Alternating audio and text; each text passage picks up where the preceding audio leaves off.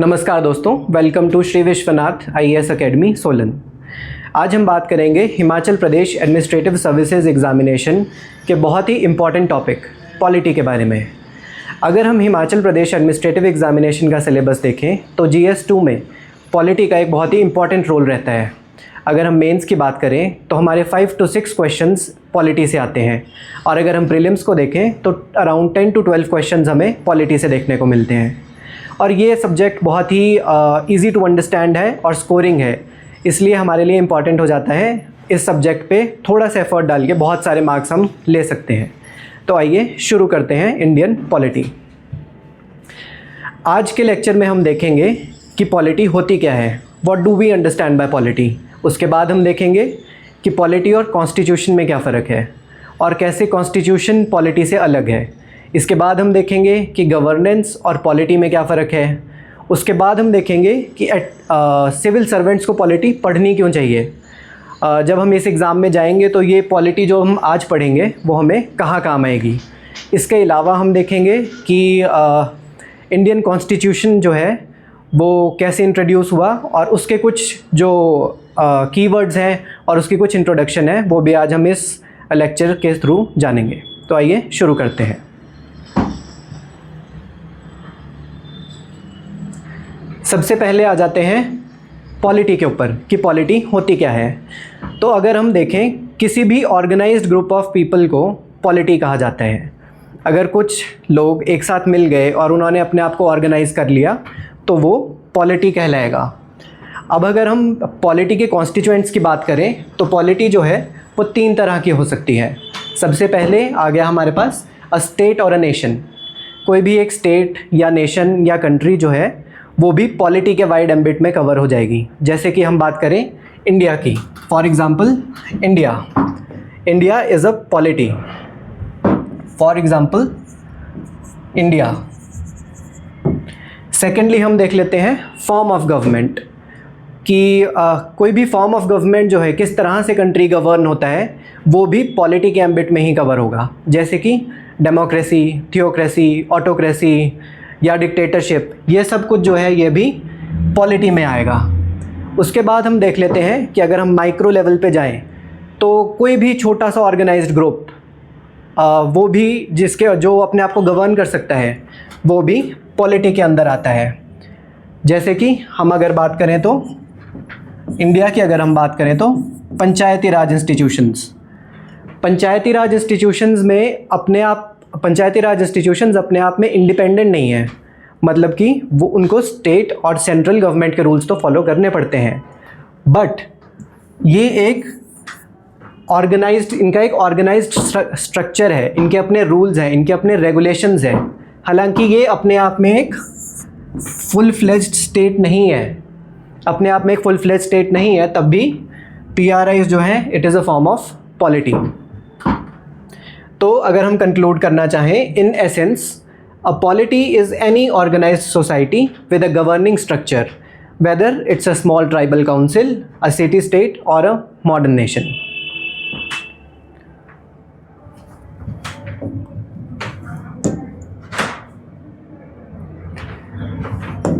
इसके बाद हम देख लेते हैं कि पॉलिटी और कॉन्स्टिट्यूशन में क्या क्या डिफरेंस है।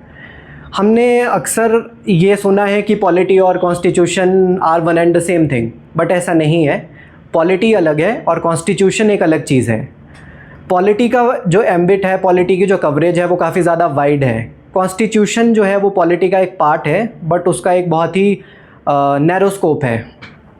तो अगर हम नज़र डालें, पॉलिटी रेफ़र करता है एंटायर पॉलिटिकल ऑर्गेनाइजेशन या सिस्टम।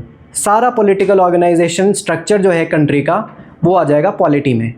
जैसे अगर हम इंडिया की बात करें तो judiciary, executive, central government, state government, prime minister, president, Panchayati Raj, ये सारा पार्ट आ जाएगा पॉलिटी का। बट अगर हम कॉन्स्टिट्यूशन की बात करें, कॉन्स्टिट्यूशन जो है वो एक सेट ऑफ रूल्स है, वो रूल्स और रेगुलेशंस हैं, वो नियम है कि किस तरह से जो पॉलिटी है वो चलेगी और किस तरह से जो हमारा देश है वो गवर्न किया जाएगा। तो पॉलिटी अपने आप में एक स्ट्रक्चर है, कंप्लीट स्ट्रक्चर, और उन स्ट्रक्चर्स को जो गवर्न करते हैं रूल्स, वो है कॉन्स्टिट्यूशन। एग्जाम्पल के तौर पे अगर हम देखें तो इंडिया एक डेमोक्रेटिक रिपब्लिक है, वो एक पॉलिटी का एग्जाम्पल हो गया। और कॉन्स्टिट्यूशन की बात करें हम तो हमारा जो संविधान है, जो हमने अपने आप को 26 नवंबर 1949 को दिया था, वो डॉक्यूमेंट जो हमारे राइट्स, हमारे अधिकार, हमारे गवर्नमेंट की लिमिटेशंस ये सब प्रोवाइड करता है, वो कॉन्स्टिट्यूशन जो रिटन डॉक्यूमेंट है वो कॉन्स्टिट्यूशन है। अगर हम थोड़ा सा उसको क्लियर करें तो पॉलिटी जो है वो एक होल सिस्टम है, polity is a whole system, और कॉन्स्टिट्यूशन जो है वो उस होल सिस्टम की एक रूल बुक है कि ये पूरा सिस्टम चलाना कैसे है, ये हमें कॉन्स्टिट्यूशन से पता लगता है। अगर हम इसकी एक और एनालॉजी देखें, तो हम देख सकते हैं कि पॉलिटी को हम कंपेयर कर सकते हैं कि पॉलिटी एक कार है।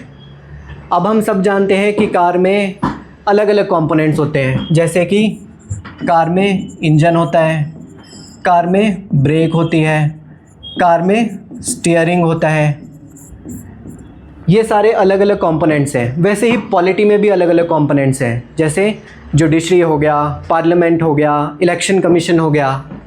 तो अगर पॉलिटी एक कार है तो कॉन्स्टिट्यूशन जो है वो उस कार का मैनुअल है। कॉन्स्टिट्यूशन जो है वो उस कार का मैनुअल है, वो बताएगा कि ये कार चलनी कैसे है, कौन से पार्ट की कितनी लिमिटेशन है, कब इसकी सर्विस होनी है, आप कितने पार्ट को कितना यूज़ कर सकते हो, किस पार्ट की क्या लिमिटेशन है। तो वैसे ही कॉन्स्टिट्यूशन बताता है कि हमारे सुप्रीम कोर्ट की क्या लिमिटेशंस हैं, सिटीजन्स के क्या राइट्स हैं, सिटीजन्स की क्या ड्यूटीज़ हैं, इलेक्शन कमीशन की क्या लिमिटेशंस हैं। जैसे अगर हम देखें कि पार्लियामेंट जो है वो इंग्लैंड में सुप्रीम है, कोई भी लॉ बना सकता है, बट इंडिया में ऐसा नहीं है। इंडिया में जो पार्लियामेंट लॉ बनाता है वो सुप्रीम कोर्ट स्ट्रक डाउन भी कर सकता है। जैसे हमने देखा था नेशनल जुडिशियल अपॉइंटमेंट्स कमीशन, जो सुप्रीम कोर्ट ने स्ट्राइक डाउन कर दिया था। तो पॉलिटी और कॉन्स्टिट्यूशन में अब आई थिंक आपको डिफरेंस क्लियर है। इससे हम आगे बढ़ते हैं।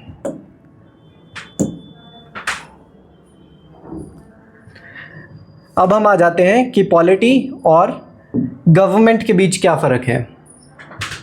पॉलिटी को तो हमने अब बहुत ज़्यादा डिस्कस कर लिया, हम सब समझ गए हैं कि एक जो ब्रॉड फ्रेमवर्क है किसी भी ऑर्गेनाइज्ड पॉलिटिकल स्ट्रक्चर का, उसे हम कहते हैं पॉलिटी। बट गवर्नमेंट से हमारा क्या मतलब है? गवर्नमेंट से हमारा मतलब है कि जो स्पेसिफिक पीपल, कुछ लोग, चुने हुए लोग, या क्या कहते हैं, डिक्टेटर्स भी हो सकते हैं, वो लोग जो ऑक्यूपाई करते हैं सीट ऑफ गवर्नेंस, जो सरकार चला रहे हैं, जो अभी करेंटली पावर में है स्टेट में। तो government is a narrower term that refers to a specific group of people that are currently in power and that run the state. Governments की अगर हम बात करें तो गवर्नमेंट्स टेम्पररी होती हैं। अगर हम देखें तो पॉलिटी जो है वो परमानेंट है। पॉलिटी ने हमें क्या दिया? पॉलिटी ने हमें बताया कि पार्लियामेंट्री सिस्टम होगा जिसमें एक पीएम होगा, जिसमें एक प्राइम मिनिस्टर होगा। बट गवर्नमेंट जो है वो टेम्पररी है, ट्रांजिएंट है। गवर्नमेंट जो है वो चेंज होती रहती है। अब अगर हम पीएम की बात करें तो पीएम इंडिया में ही अगर हम देखें तो चेंज होते रहते हैं। जैसे 2014 में हमारे पास श्री नरेंद्र मोदी प्राइम मिनिस्टर बन के आए, उससे पहले हमारे पास मनमोहन सिंह जी थे। तो गवर्नमेंट जो है वो टेम्पररी है, बट पॉलिटी जो है वो एक परमानेंट स्ट्रक्चर है। पॉलिटी जो है वो एक कंप्लीट स्ट्रक्चर है जिसमें सारे ऑर्गन्स आ जाते हैं गवर्नमेंट के। हालांकि गवर्नमेंट की जब हम बात करते हैं तो that is mainly concern with the executive wing, यानी prime minister, president, ministers, bureaucrats, ये सारी चीज़ें जो हैं ये गवर्नमेंट का पार्ट है। अगर हम इसमें भी एक एनालॉजी लगा के देखें तो पॉलिटी और गवर्नमेंट में क्या फ़र्क है?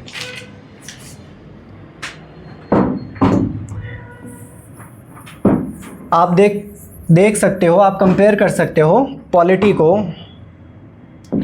आप कंपेयर कर सकते हो पॉलिटी को to a game, polity to a game. Suppose polity कोई गेम है, फॉर एग्जांपल मैं पॉलिटी को एज्यूम कर लेता हूँ कि पॉलिटी क्रिकेट है।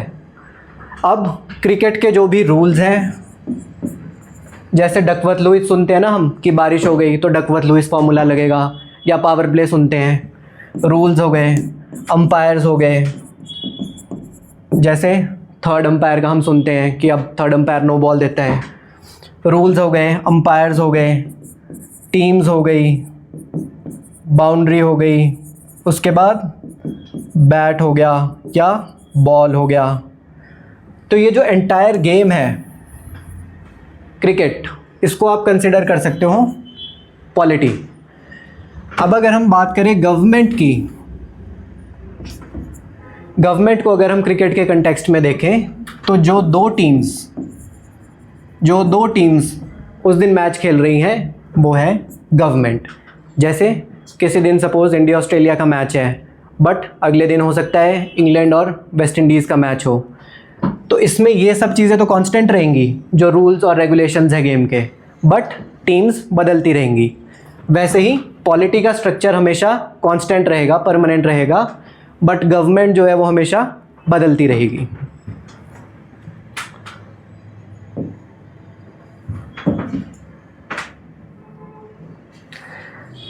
इसके बाद हम नज़र डालते हैं कि एज सिविल सर्विस एस्पिरेंट्स हमें पॉलिटी क्यों पढ़नी चाहिए।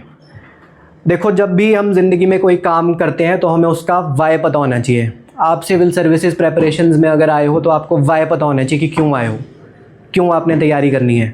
ऐसा नहीं है कि देखा देखी में वो कर रहा है तो मैं भी कर लेता हूँ। तो किसी भी चीज़ का वाई पता होना बहुत ज़रूरी है। इसीलिए सिविल सर्विसेज में पॉलिटी का वाई क्या है, वाई क्या है पॉलिटी का सिविल सर्विसेज में। सबसे पहले तो कॉन्स्टिट्यूशन को अंडरस्टैंड करने के लिए जब हम ब्यूरोक्रेसी में जाते हैं तो कॉन्स्टिट्यूशन के फ्रेमवर्क के अंदर ही हमें काम करना होता है। कॉन्स्टिट्यूशन को जैसे हम आगे भी पढ़ेंगे, इट इज़ द फंडामेंटल या supreme law of the land, supreme law of the land. इसके बाहर आप कहीं नहीं जा सकते हो। इसीलिए कॉन्स्टिट्यूशन की जानकारी होना एक सिविल सर्वेंट के लिए बहुत इंपॉर्टेंट है। तो बेसिक रीज़न तो आपका ये हो गया पॉलिटी पढ़ने का। उसके अलावा जब हम डेली गवर्नेंस करेंगे, जैसे कि सपोज़ आपने कोई रूल बनाया, कोई पॉलिसी बनाई, तो आपको देखना पड़ेगा कि दैट रूल और रेगुलेशन इज़, जब भी वो रूल और रेगुलेशन जुडिशरी के पास जाए तो वो स्ट्राइक डाउन ना हो, वो एक लीगल एम्बिट में बने, वो किसी के फंडामेंटल राइट्स इन्फ्रिंज ना करे। इसीलिए सेकंड रीज़न हमारे पास हो गया कि डेली एडमिनिस्ट्रेटिव रेलिवेंस के लिए भी हमें पॉलिटी पढ़नी चाहिए। तीसरा हो गया हमारे पास पॉलिसी इम्प्लीमेंटेशन के लिए। जो ग्राउंड लेवल नीड्स है किसी भी आदमी की इंडिया में, जैसे कि अगर हम बात करें, सपोज़ हमें पंचायती राज इंस्टीट्यूशंस की बात करें, they are a part of polity. इन सब को गवर्न करने के लिए भी हमें पॉलिटी की नॉलेज होनी चाहिए। जैसे कि पीआरआईज का एक बहुत इम्पॉर्टेंट कंपोनेंट है सोशल ऑडिट। सोशल ऑडिट कि पीआरआईज ने क्या क्या किया, कितने पैसे कहाँ खर्च किए, तो इन सब की भी हमें नॉलेज होनी चाहिए कि ये सोशल ऑडिट हो रहा है कि नहीं हो रहा। जो हमने पीआरआईज को पावर डेलीगेट की हैं इनके लिए टैक्सेशन की या फंक्शंस परफॉर्म करने के लिए, वो मीट आउट हो रही हैं कि नहीं हो रही हैं। अभी हम रिसेंटली प्रॉब्लम्स देखते आ रहे हैं कि प्रधानपति की हम प्रॉब्लम्स देखते आ रहे हैं पीआरआईज में। प्रधानपति यानी विमेन को हमने रिजर्वेशन तो दे दी और उनको हमने प्रधान तो बना दिया, बट उनके हस्बैंड्स उनके बिहाफ पे रूल कर रहे हैं। तो वो सारी प्रॉब्लम्स जो है वो बिल्कुल आप कहेंगे कि सोसाइटी के बिल्कुल ग्रास रूट लेवल की प्रॉब्लम्स हैं, और वो भी हमारे पॉलिटी के एम्बिट में आती हैं। इसके अलावा हमें पॉलिटी मैंडेट करता है वेलफेयर स्टेट। अगर हम डायरेक्टिव प्रिंसिपल्स पढ़ें तो हमें ये कहा जाएगा, उसमें हम डायरेक्टिव प्रिंसिपल्स पे जब आगे आएंगे तो उसमें बताया जाएगा कि हमें राइट टू एजुकेशन होनी चाहिए, राइट टू एम्प्लॉयमेंट होना चाहिए, राइट टू लाइवलीहुड होना चाहिए। ये सारी पॉलिसीज़ जो हैं बेशक ये इकोनॉमिक पॉलिसीज़ हैं, बेशक ये आपका क्या कहते हैं इनकम बढ़ा रही हैं, इनकम जनरेट कर रही हैं या एम्प्लॉयमेंट दे रही हैं, but they ensure social justice, they ensure social justice. और सोशल जस्टिस हमारा फिर से है पॉलिटी का एक बहुत इम्पॉर्टेंट कंपोनेंट। इसके अलावा जो मेजरली हमारे पास वाई जो सबसे ज़्यादा वो है, वो तो फिर मार्क्स का ही रहता है। मार्क्स सबसे इजी मार्क्स प्रीलिम्स में पॉलिटी, और मेंस में भी अच्छा खासा स्कोर आप पॉलिटी में ले सकते हो।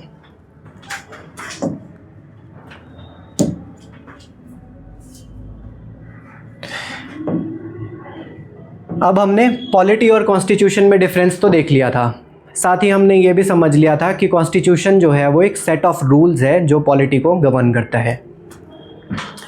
तो कॉन्स्टिट्यूशन को हम कह सकते हैं rule book of polity. Constitution क्या है?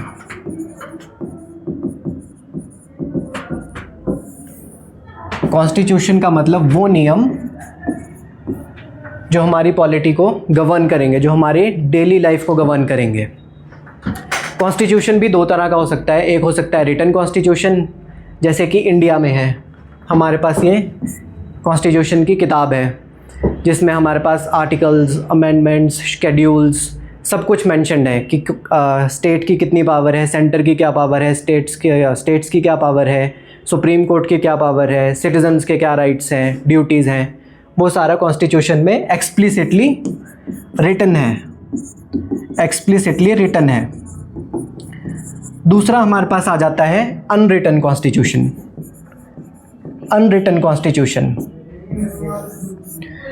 ये ज़रूरी नहीं है कि कॉन्स्टिट्यूशन हमेशा रिटन ही हो, अनरिटन भी हो सकता है, जैसे कि ब्रिटेन में है। ब्रिटेन में जो कॉन्स्टिट्यूशन है वो अनरिटन है।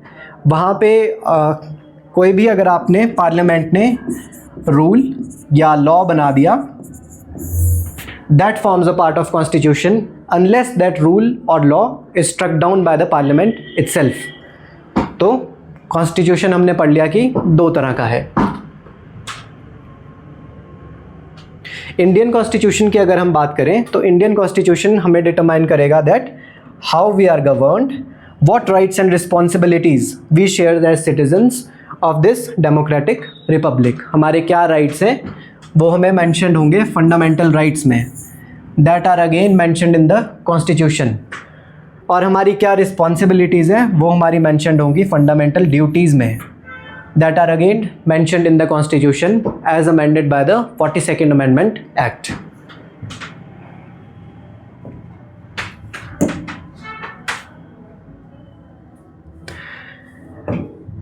अब हम देख लेते हैं इंडियन कॉन्स्टिट्यूशन की थोड़ी सी इंट्रोडक्शन।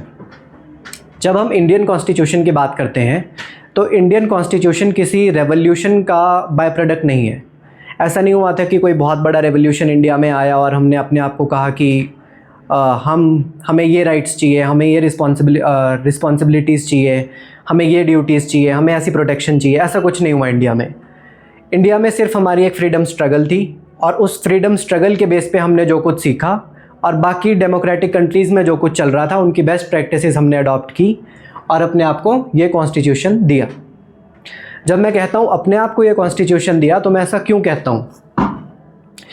क्योंकि ये कॉन्स्टिट्यूशन जो है ये लोग we the people of India, we the people of India हम लोग खुद को देते हैं। We the people of India solemnly resolve ourselves and hereby adopt, enact and give to ourselves this constitution। अब हम लोगों ने ये कॉन्स्टिट्यूशन अपने आप को कैसे दिया? हमने इलेक्ट किए हमारे रिप्रेजेंटेटिव्स, हमने इलेक्ट किए हमारे रिप्रेजेंटेटिव्स जो बैठे कॉन्स्टिट्यूएंट असेंबली में, जो बैठे कॉन्स्टिट्यूएंट असेंबली में और उन्होंने ये डॉक्यूमेंट फ्रेम किया। तो 389 मेंबर्स हमारे बैठे थे कॉन्स्टिट्यूएंट असेंबली में, जिन्हें हमने ही चुन के भेजा था बाय इलेक्शन, और उन्होंने ये कॉन्स्टिट्यूशन हमारे बिहाफ पे, यानी आम लोग, आप और मैं जैसे लोग, हमारे बिहाफ पे ये कॉन्स्टिट्यूशन फ्रेम किया।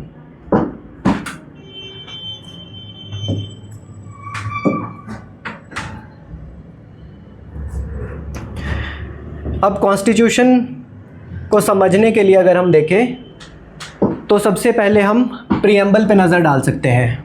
प्रीएम्बल क्या है? प्रीएम्बल को आप कह सकते हैं कि ये कॉन्स्टिट्यूशन की इंट्रोडक्शन है। इंट्रोडक्शन कह सकते हो कॉन्स्टिट्यूशन की, या फिर ये भी कह सकते हो कि ये कॉन्स्टिट्यूशन की समरी है कि हमारे कॉन्स्टिट्यूशन में क्या क्या है। फॉर एग्ज़ाम्पल अगर हम देखें प्रीएम्बल में देखें justice, social, economic and political. अब ये हम जब आगे पढ़ेंगे तो ये इंश्योर होते हैं through fundamental rights and DPSP, directive principles of state policy. तो इनको इंश्योर करता है जस्टिस जो है वो इंश्योर करता है फंडामेंटल राइट्स और DPSP। ये वर्ड हमने यहाँ मेंशन कर दिया प्रीएम्बल में, बट इसकी सिग्निफिकेंस किसके थ्रू है? फंडामेंटल राइट्स और DPSP। अगर फंडामेंटल राइट्स और DPSP कॉन्स्टिट्यूशन में आगे मेंशन नहीं है तो यहाँ इस वर्ड का कोई मीनिंग ही नहीं रह जाता, तो फिर ये वर्ड यहाँ पे इनसिग्निफिकेंट है। इसीलिए हम कहते हैं कि preamble is an introduction as well as a summary of the constitution of India. सबसे पहले अगर हम नज़र डालें तो हम देखते हैं कि we the people of India having solemnly resolved to constitute India into a sovereign, socialist, secular, democratic republic। अब इस लाइन से हमारा क्या मतलब है? तो हम सबसे पहले देख लेते हैं कि सोवरन का मतलब क्या हुआ। सोवरन का मतलब हुआ कंप्लीट इंडिपेंडेंस, किसी के अधीन नहीं होना, स्वतंत्र होना। एक तरह से आप कह सकते हो कि स्वतंत्र होना। जब हम इंडिया की बात करते हैं तो 1947 से पहले we were governed by United Kingdom, Britain. तो वहाँ के जो रूल्स और रेगुलेशंस थे हम वही फॉलो करते थे। आप एग्जांपल के तौर पे देख सकते हो कि वर्ल्ड वॉर 2 के टाइम हमने कहा था कि हमें नहीं जाना वर्ल्ड वॉर 2 में, नहीं पार्टिसिपेट करना, but we were subordinate to England, but that's why we had to participate in it ज़बरदस्ती, हमारे कंसेंट के बिना हमें पार्टिसिपेट करना पड़ा। उस टाइम हम सोवरेन नहीं थे, उस टाइम हम सबऑर्डिनेट थे। 1947 के बाद हम कम्प्लीटली इंडिपेंडेंट हो गए या स्वतंत्र हो गए, तो उसके बाद हम बन गए सोवरेन। सोवरेन बनने के बाद मतलब now we are not bound by any other country, we can take our own independent decisions. इसका एक बहुत ही रीसेंट एग्जांपल आप देख सकते हो।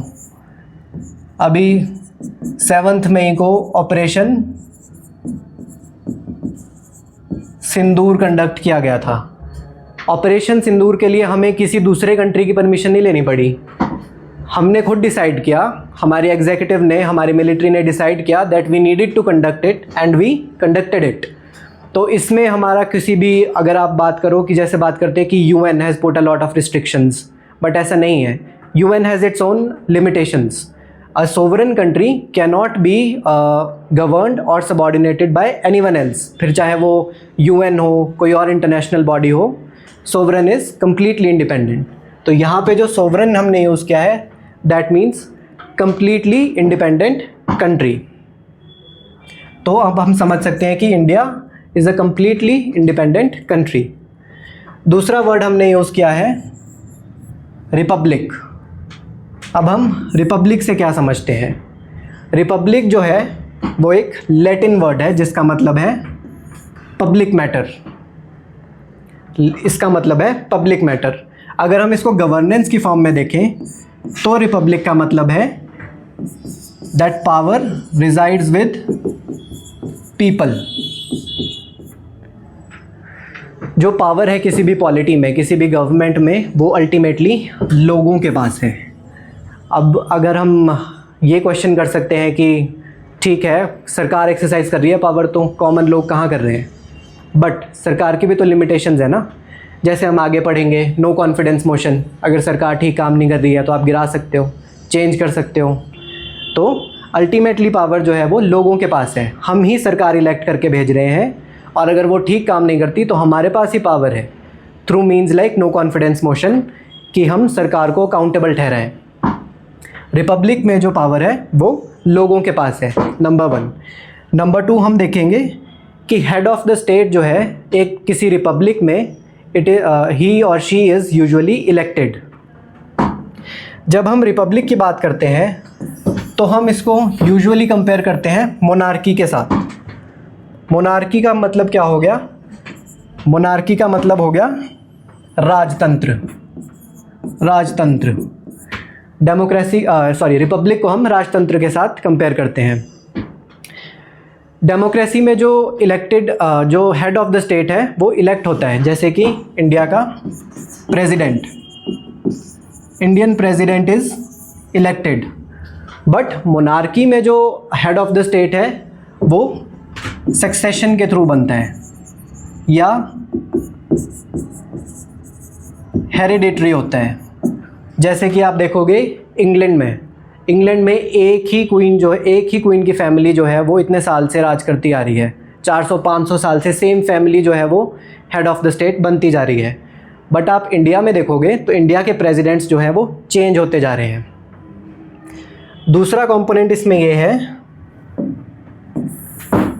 कि रिपब्लिक में जो भी इंस्टीट्यूशंस हमारे पास हैं, रिपब्लिक के अंडर जो भी इंस्टीट्यूशंस हमारे पास हैं that are open to all people irrespective of their class और कास्ट और रिलीजन एट्सेट्रा। कोई भी आदमी किसी भी क्लास, कास्ट, रिलीजन का जो है वो रिपब्लिक का हेड बन सकता है।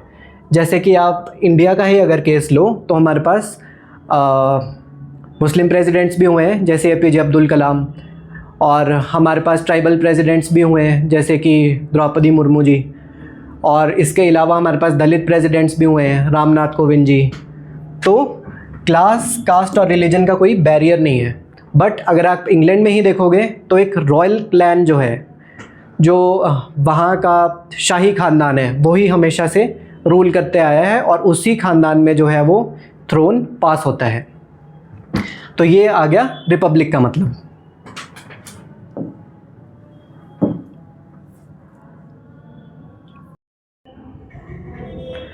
तो इस लेक्चर में हमने देखा कि इंडियन कॉन्स्टिट्यूशन के क्या कीवर्ड्स हैं, प्रीएम्बल में क्या क्या मेंशन्ड है। अब आने वाले लेक्चर्स में हम देखेंगे जो बाकी वर्ड्स, हमारे इंपॉर्टेंट वर्ड्स प्रीएम्बल में मेंशन्ड है, as well as the broad outline of the Indian constitution, वो भी हम अपनी लेक्चर सीरीज़ में कवर करेंगे। तो बने रहिए हमारे साथ श्री विश्वनाथ अकेडमी में। आप सब जानते हैं कि HPAS 2025 आने ही वाला है। प्रीलिम्स आपका जून 29 को है, और साथ ही HPAS 2026 भी अगर आप टारगेट कर रहे हैं तो आप हमारे साथ जुड़ सकते हैं। हमारे पास HPAS के लिए HPAS क्रैश कोर्स और HP जनरल स्टडीज़ दोनों के स्पेशल बैचेज़ हैं। इनको ज्वाइन करने के लिए आप दिए हुए कॉन्टैक्ट नंबर पे हमें कॉल कर सकते हैं।